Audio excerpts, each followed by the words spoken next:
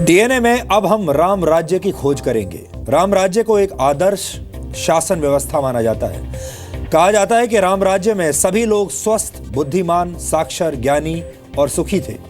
उस वक्त राम राज्य में सुख, समृद्धि और खुशहाली थी। फिलहाल स्थिति यह है कि दुनिया के किसी दूसरे देश में तो शायद राम राज्य हो भी सकता है, लेकिन भारत में कहीं भी आपको राम राज्य नहीं दिखेगा, जबकि इसकी उत्पत्ति यहीं यानी हमारे देश में हुई थी।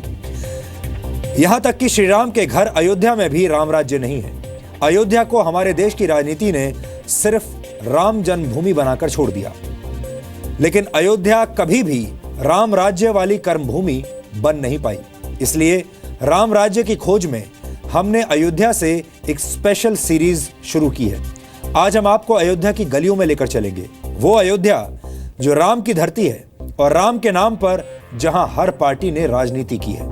राम राज्य में शायद सभी लोग स्वस्थ रहे होंगे, लेकिन अयोध्या में तो अस्पताल ही नहीं है, और जो अस्पताल हैं भी वहां डॉक्टर नहीं है।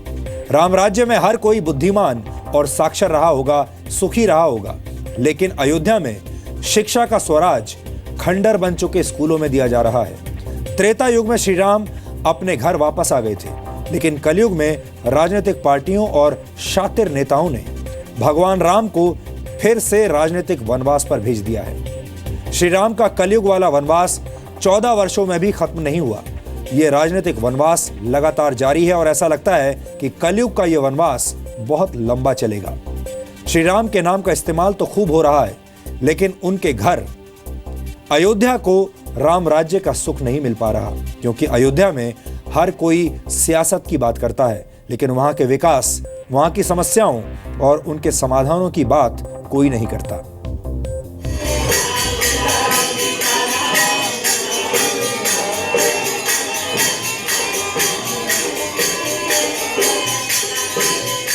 उत्तर प्रदेश में चुनाव करीब आने के साथ ही सियासी मंचों पर राम नाम की गूंज सुनाई देनी शुरू हो गई है। राम राज्य के दावे किए जा रहे हैं, लेकिन असल में राम राज्य का आधार ये अयोध्या है। और आज के वक्त में भगवान राम की अयोध्या के क्या हाल हैं, चलिए आपको दिखाते हैं। सरयू नदी के ये घाट राम के नाम पर राजनीति के ऐसे ही कई उतार और चढ़ाव के गवाह हैं।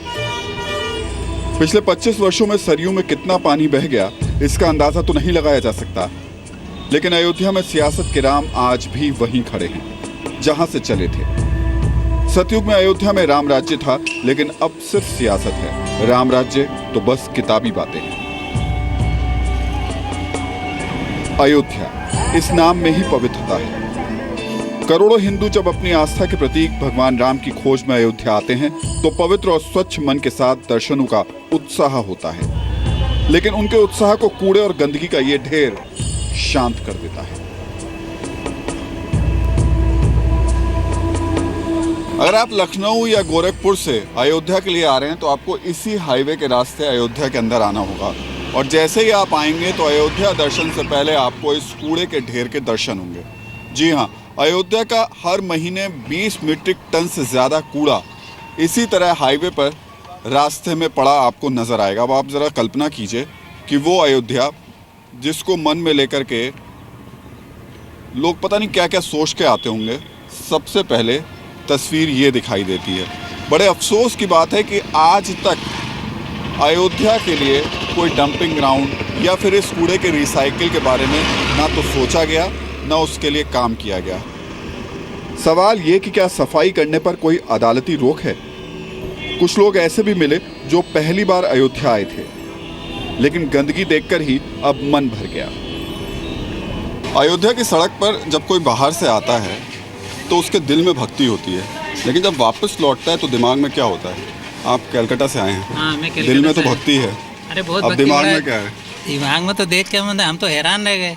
यहाँ का जो माहौल देखा कि फिर हम इन लोगों से बात किए जो वहाँ पे लोग हैं, कर्मचारी वगैरह, कि भाई इतनी गंदगी क्यों है। सारा करके निकला कि सफाई करने के लिए तो कोर्ट का रोक होना नहीं चाहिए ना कहीं भी। और ये तो हमारी सारी हिंदू संस्कृति की मान्यता है, ये सबसे बड़ा सिंबल है हमारा भगवान राम का जो भी है। लेकिन कम से कम ये जो कचरा से साफ़ सफाई हो सकती है। जब निकलने के टाइम पे तो एकदम दिमाग ख़राब हो गया। इतना बदबू वहाँ पे। तो ये तो अपने आप में ही एक डिटरेंट हो गया है यहाँ पे। एक बार आगे तो दोबारा आदमी साहस ही नहीं करेगा। तो बहुत फ़र्क है। जो दिमाग में एक फिगर रहता है कि चल रहे हैं तो ये चीज़ ऐसी होगी और ऐसा मिलेगा, तो वो चीज़ तो एकदम दिखता नहीं है। अयोध्या में भगवान राम पर कॉपीराइट की सियासी जंग बेशक चल रही हो, लेकिन काश किसी पार्टी ने अयोध्या वालों पर भी अपना कॉपीराइट दिखाया होता। ये अयोध्या का प्रवेश द्वार है। पिछले 3 वर्षों से ये पूरा नहीं बन पा रहा।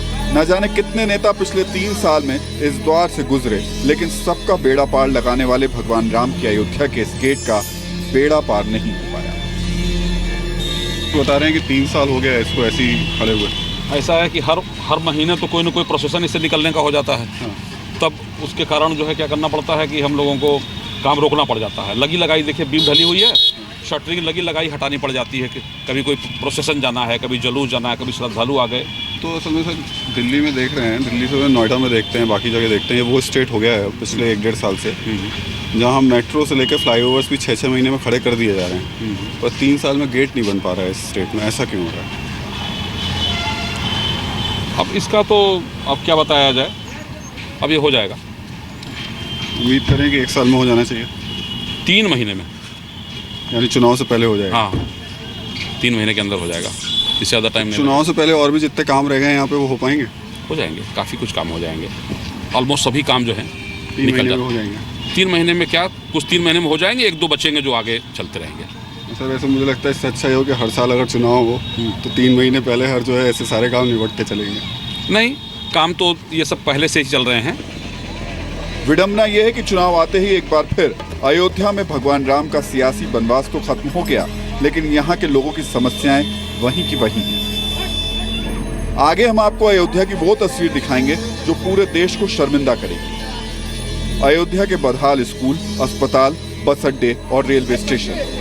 ये देखने के लिए जरूर हमारे साथ बने रहिए, क्योंकि अस्पताल में डॉक्टरों के बजाय सफाई कर्मचारी बच्चों को जन्म दिलवा रहे हैं। अयोध्या में रामराज की खोज जारी।